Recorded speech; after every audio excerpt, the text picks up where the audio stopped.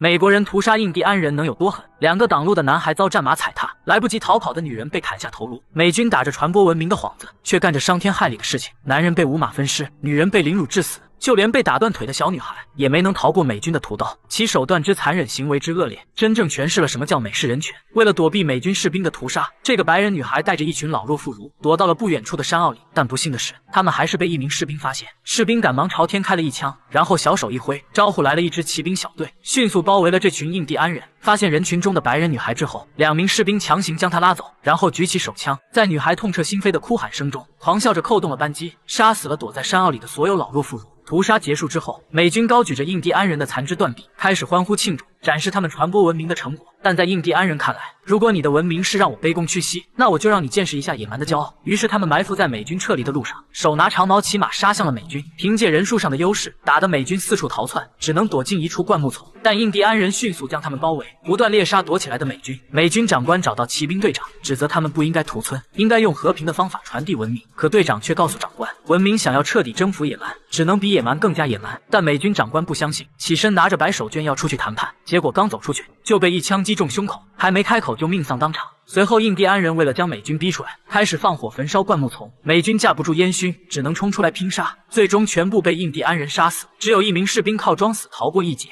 见队友都被杀死，士兵失声痛哭。平复好情绪之后，他捡起枪准备离开，但就在这时，山顶上突然出现一个女人，大喊要他上来。他赶忙跑向山顶，带上女人开始逃跑，但没走出多远，2人就被印第安人抓住。士兵赶忙举手投降，但女人却大胆走向前，用手势告诉印第安人，是男人就来一场公平的决斗，如果输了 就放走他们。比划完还吐了一口老痰，藐视对方。印第安人气坏了，一把接过同伴的匕首，狠狠插进地里，表示要来一场男人之间的决斗。士兵一脸蒙圈，只能硬着头皮捡起匕首，和印第安人展开了搏斗。但刚冲上去就被扒掉了裤子，眼看打不过对方，他抓起一把沙子扬了过去，然后趁机抱着印第安人摔进河里。2人在水里开始缠斗，最终士兵反败为胜，成功干掉了对手。而印第安人也遵守承诺，放过了2人。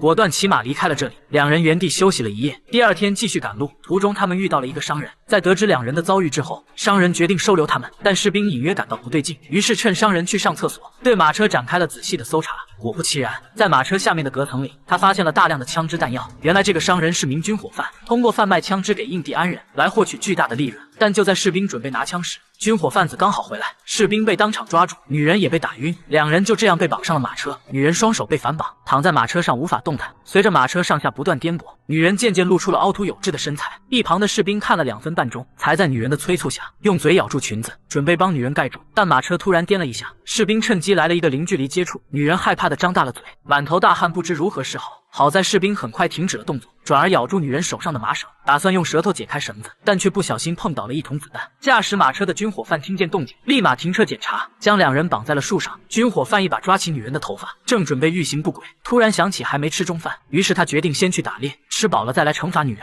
等到军火贩走远，士兵故技重施，伸嘴咬住女人手上的绳子，用舌头解开了死结。女人终于成功脱困，但想起刚刚在马车上士兵的举动，他害怕士兵图谋不轨，于是只解开了士兵的双腿。 接着独自爬进马车，搜集有用物资，准备逃跑。士兵为了自救，于是捡起地上烧着的柴火，点燃了军火贩的马车，里面的火药被点燃，发生爆炸。女人见状，只能帮士兵解开绳子。2人骑上马开始逃跑，但军火贩很快就追了上来，并且朝2人不断开枪，枪声惊吓到了黑马，将2人摔了下来。军火贩见状，迅速开枪，击中了士兵的大腿。士兵忍痛爬上马，2人继续开始逃跑，但军火贩一直紧追不舍。为了将其摆脱，女人拿出从马车上顺来的绳子， 简单制造了一个绊马绳，等到军火贩追来，一个没注意，就连人带马摔倒在地。2人顺利摆脱追击，躲进了一处山洞。在女人悉心的照顾下，士兵的伤势也有了一丝好转。但这天女人外出打水，被一名美军骑兵发现，女人被带到了美军营地。她请求上校派人救回士兵，但上校却不同意。与此同时，山洞里的士兵见女人迟迟没有回来，只能走出山洞。走在半路，发现一匹战马，士兵骑马重新回到了大部队，并且将美军被屠杀的消息告诉了上校。上校听完，立马集结部队，浩浩荡荡前去围剿印第安人。美军士兵迅速装填弹药，用大炮对印第安人发起轰炸。